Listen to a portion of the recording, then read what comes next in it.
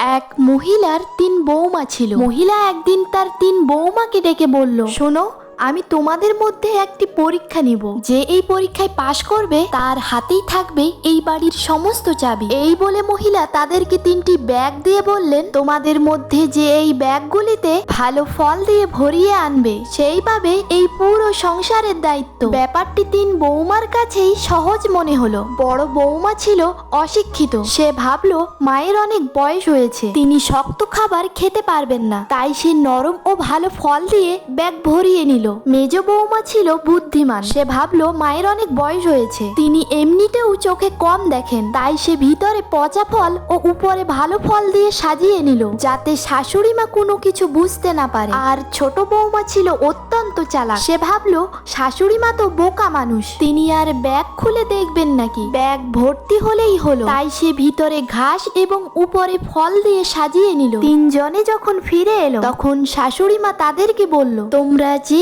খাবার আমার জন্য নিয়ে এসেছো সেগুলি তোমাদেরকে 1 মাস খেতে হবে, তাছাড়া বাইরের কোনো খাবার তোমরা খেতে পারবে না। শাশুড়ির কথা শুনে মেজ আর ছোট বৌমা বলল, মা, আপনি আমাদেরকে ক্ষমা করে দিন, আমরা আপনার জন্য পচা ফল ও ঘাস নিয়ে এসেছি। তখন অশিক্ষিত বৌমা বলল, মা, আমি আপনার জন্য ভালো ও নরম ফল নিয়ে এসেছি। এই কথা শুনে শাশুড়ি অনেক খুশি হলেন এবং বাড়ির সমস্ত চাবি ও সংসারের দায়িত্ব অশিক্ষিত বৌমার হাতেই তুলে দিলেন। বন্ধুরা, শিক্ষিত হলেই নয়, সুন্দর ব্যবহারেই মানুষের আসল পরিচয়।